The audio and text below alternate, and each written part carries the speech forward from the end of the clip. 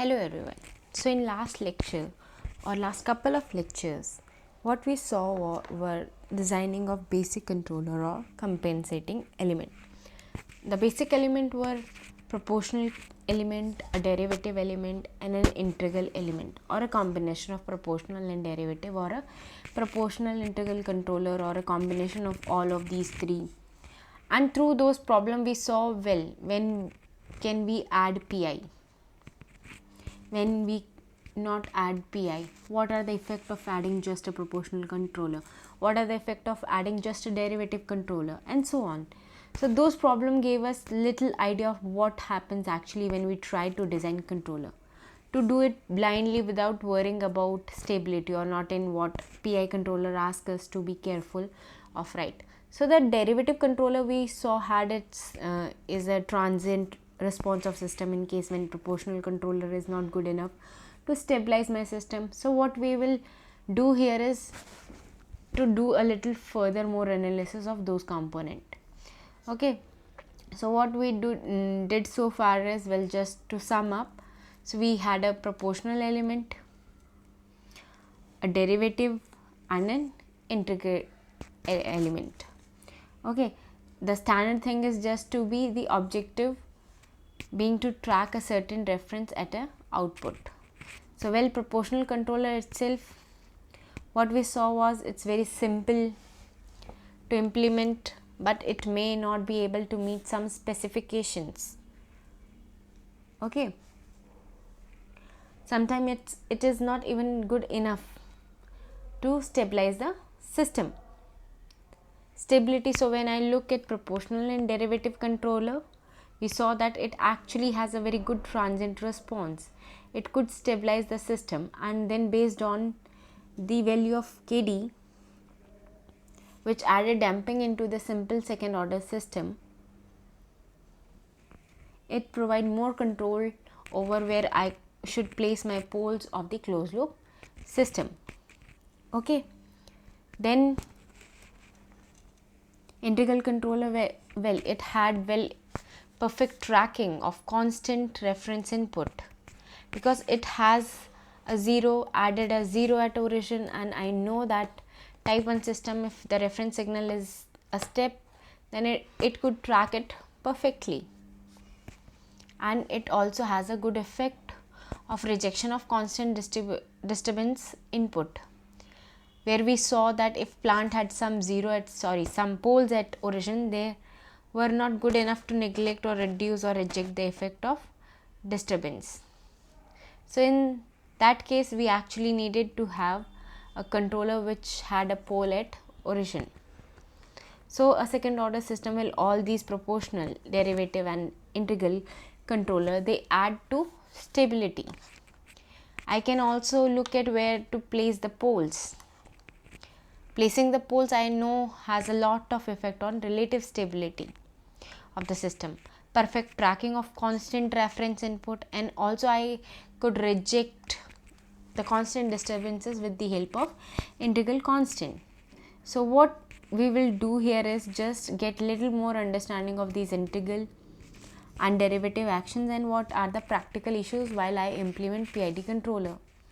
And this would lead us to some kind of approximation of PID components called lead and leg compensations, right? And then of course we will also look at these performance specification both in time and frequency domain, and see how they actually connect to each other. Okay, so let's start with very basic first order system with a proportional constant. What do I usually want to do is track a reference at the output. So as long as A is greater than 0, I know that this system is stable and it will have a steady state value of at y equals to 0, right? Some response like this. And through a feedback controller, I just want to see if I could try to shift the steady state value to 1, right? For example, if I'm just something is lying on the table, if I were to lift it I will just need some external force, right? I can just lift it to some 1 meter above the ground, right? So here, as we were through a feedback controller, can I try to shift steady state position to 1? Okay, so let us understand, does the proportional controller help me achieve this? So what is the structure?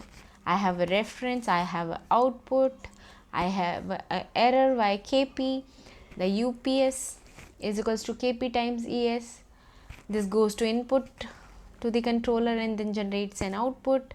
So typically what would I like is, as ET approaches to 0, as t approaches to infinity, or this steady state error should be 0, or which means yt should track its reference asymptotically, right? So let us now look at other signals in the loop and see if they are feasible with the assumed ET. Okay, so let's try to understand with the help of block diagram here, right?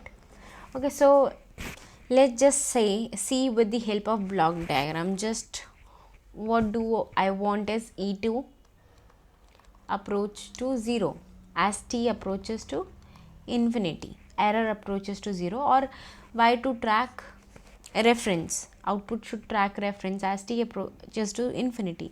And let's see how this propagates. So once E t is equals to 0, then I will have 0 point times of 0, so this will also become 0. And now what is actually is, this actually is computed to be once again, which is actually this is 0. Now if this is 0, I go back here and compare this with this reference signal, and their error is actually not 0, right? So there is actually a contradiction here. I can't have a steady state error to be 0 in this setting. It could be something else. I'm not really worried about something else. I am just worried about keeping my steady state error to 0. Okay. So, or you can say y tracking reference asymptotically, right? Which means that if this was assumed to be true, or if it was feasible, it would means that this actual input to the plant would be 0 point times 0, and control applies no input, right? And its natural state is 0 without applying any input. I can't get any output here, right? So the controller applies no input to the system to maintain the system at new steady state, or you can say which contradict this contradiction, right? Because if there is no hold at some non-zero steady state, the controller must apply some input, right? To the controller must apply some non-zero input to the plant. Okay,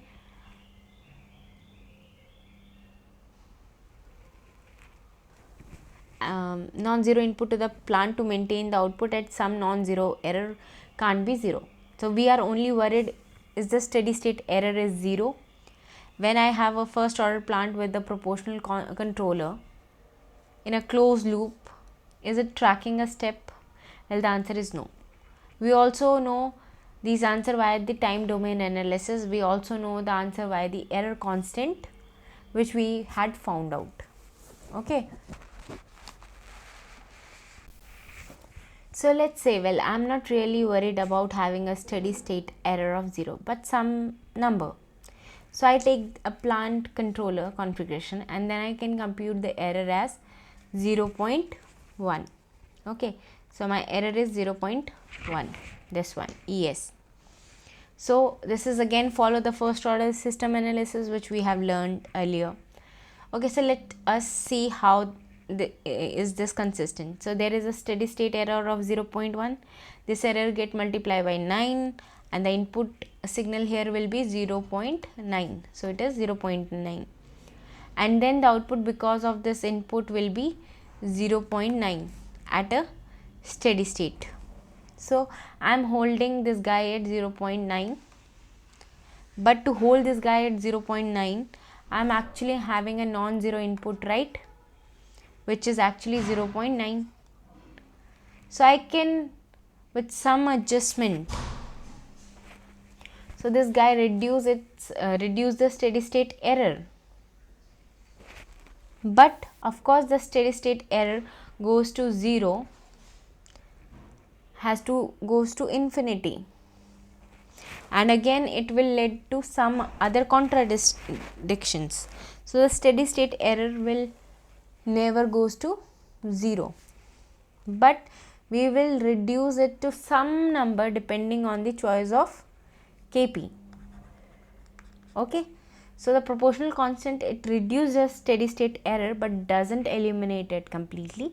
Of course there are practical issue of noise amplifications and things like that, where I choose Kp to be very large. It may not be practically feasible sometime and could come up with other issues. Okay, so can I add an integral controller? Well, integral controller means just add an integral here. This would increase the type of system to 1, and I know by the error constant analysis that a type 1 system, if I have a step here, I would track it perfectly, right? So what does it means again in terms of these signals? So I compute error signal, then the error is something like this, and it goes 0 asymptotically. Now the input has some value like this, right? And it has some input value even at steady state, and based on this input value the output is tracking the reference asymptotically. So UP, this guy is now 1 by S of ET, or if I talk in terms of time domain, it is integral of error, right?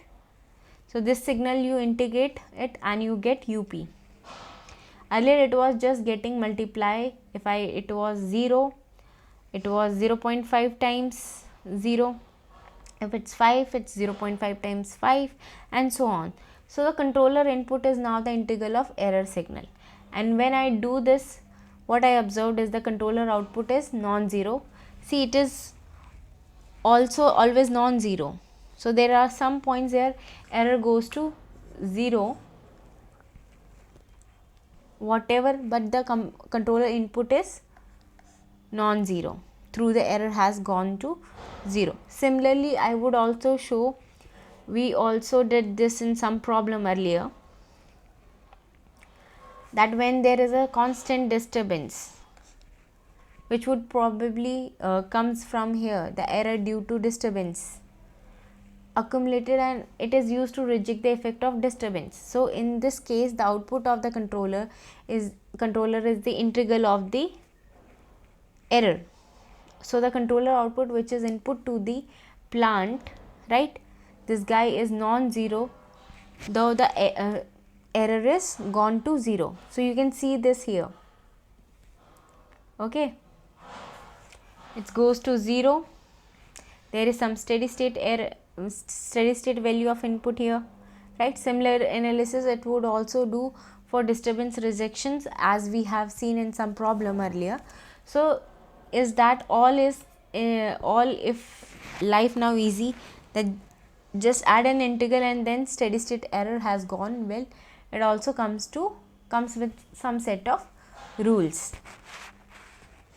Okay, so what are the important point to observe when I have a plant with integrator? When the plant already has an integrator, the integrator controller may not be necessary for a 0 steady state error. That is, we have to see in the problem earlier that I had a second order system. It has tracking a step signal perfectly asymptotically, right? So we also saw that the integrator in plant doesn't help in disturbance rejection, right? Therefore this kind of scenario I would need to have an integrator controller, the compensator or the controller. Second thing is called as integrator wind up phenomena, and this is very practical issue, right? So first in, well, these guys are not always stable, right? I have a pole at origin, right, and I just it could be at best be marginal stability, right? And then not only that, when there is a limit on actuation capability, let's say my actuation signal is some kind of force, right, to which I can't just apply infinite force. So if I just buy an equipment which could give me some force, it is bounded by above and below by some values, right? That phenomena is usually called as actuator saturations, right? So in this case, well, this is my controller input. So the input to the controller from the error, it goes via this UP is now has to go through some function like this because my control action or my actuator has a limit here which doesn't allow the input force or input voltage to go beyond a certain value. So what happens here is that I may need, if I just go roughly draw a graph, and I may need an input which is somewhere here, or input which is somewhere here to drive the error to be 0 or to meet some performance specifications and so on. But well, my controller via this actuator could just give me maybe 4 volts, or even though I need 10 volts, right? So in this case what happen is that the integral, so there will of course an error. So I need 10 volts, but all I am getting is 4 volts. The error will still keep on accumulating, and the output could go very large value, right? So it doesn't really work in the case where I have some kind of limitation on my actuator limit capabilities. So that all I need to be careful of, right? Okay, so we will not really discuss on how these kind of situation will be handled in practical, right? But this is good to know that it just has the integral controller action, even though it look extremely beautiful. It look very simple, just 1 by S. It eliminates lots of steady state error and it reject disturbances, but it comes with two of these things. This not really drawbacks, but something which we should be careful of while we are deciding a system. Also, what we could observe is that the integral controller leads to sluggish closed loop response of first order system.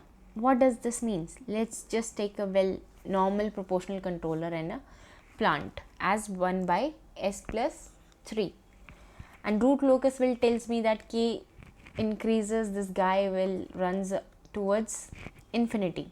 Now if I add an integral controller, which means I am adding a pole at origin, then my root locus is something like this. It will be here like this. Okay, so I am actually having my dominant, say for A, for a large value of K somewhere here. If I just put some same value of K here, it just end up somewhere here, and if I just put the same value here of K, I might be end up somewhere here.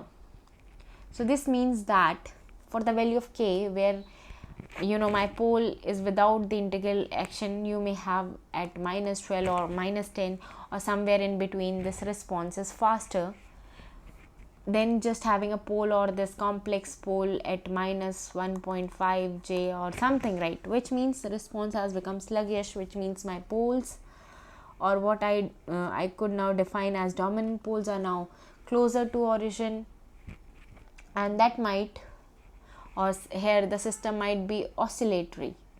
Okay, and they are not oscillatory. So here it might be oscillatory, here it might not be oscillatory.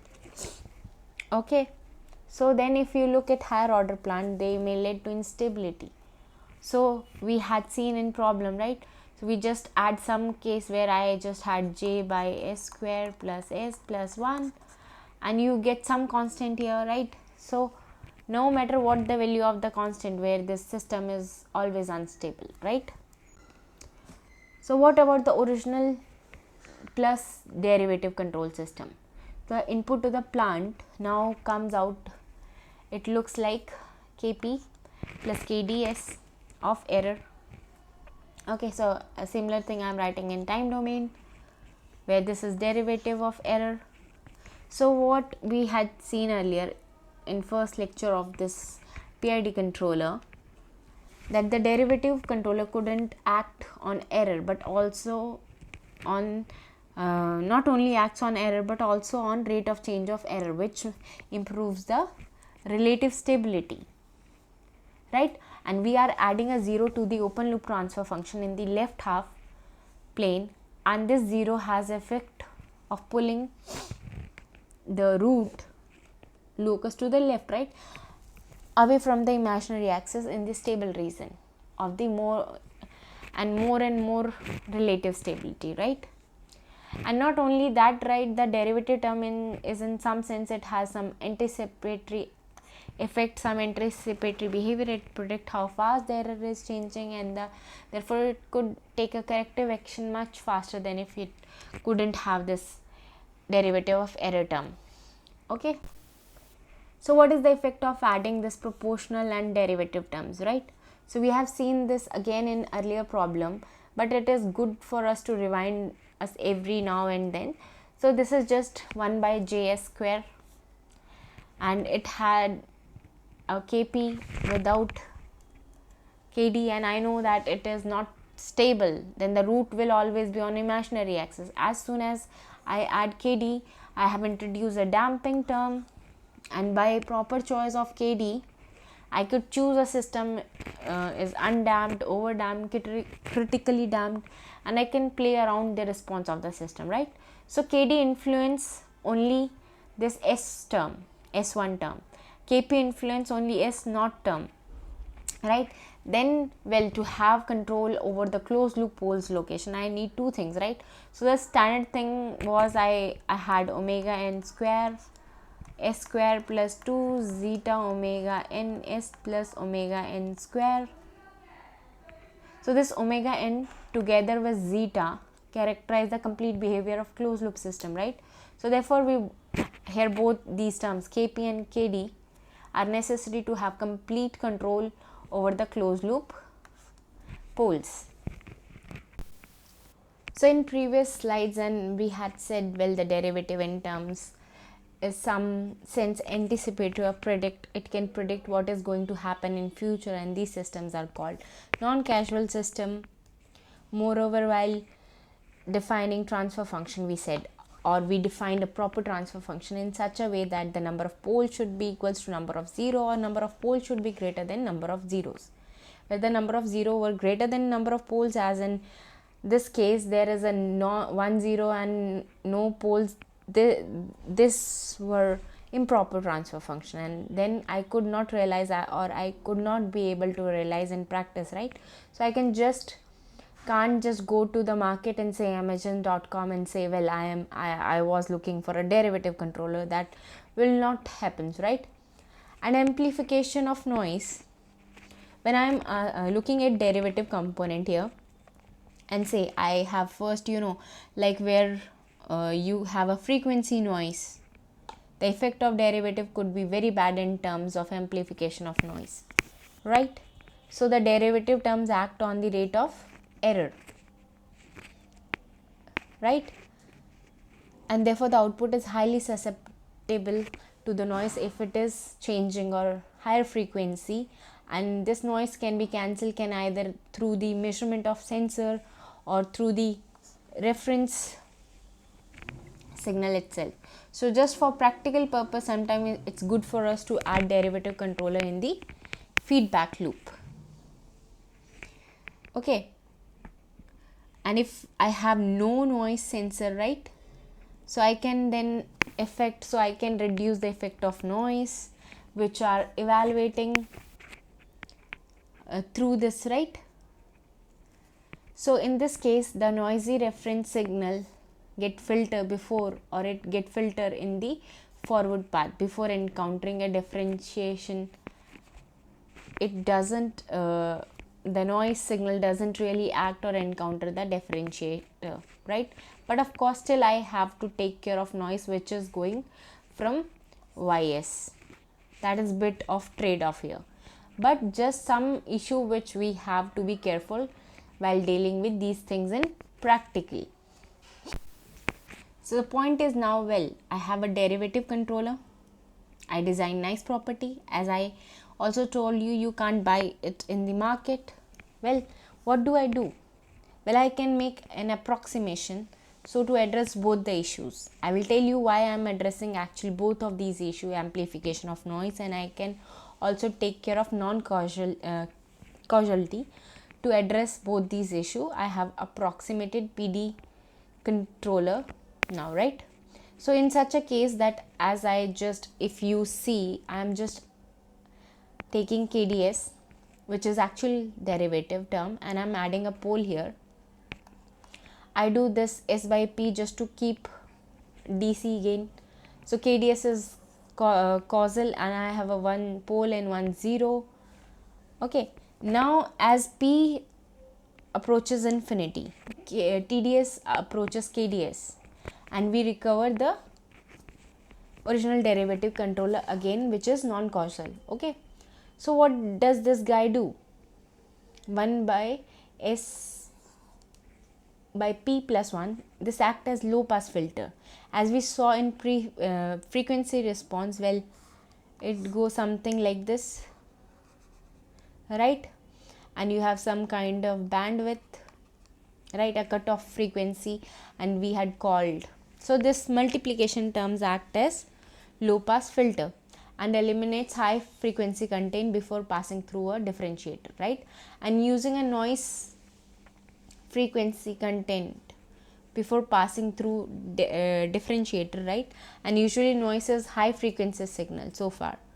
So if I just add an additional pole here, that will take care of high frequency signal, right? Of course, again, as P approaches infinity, we have an low pass filter and we get back a pure derivative.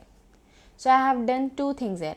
I have made this guy to be causal or realizable transfer function, still comes with its own sets of, it's still not done, but what we also saw is that I can place poles further away from the origin. So in one of the earlier lecture, we saw what is the effect of adding pole to this transfer function, what is the effect of adding 0 to the transfer function. If I add pole to the further to the left, then the effect becomes smaller and smaller, right? So I can smartly choose the location of pole such that the effect of is like derivative controller, and it is causal, and it also eliminates this issue related to amplification of noise, right? So that's all for today's lecture. Thank you.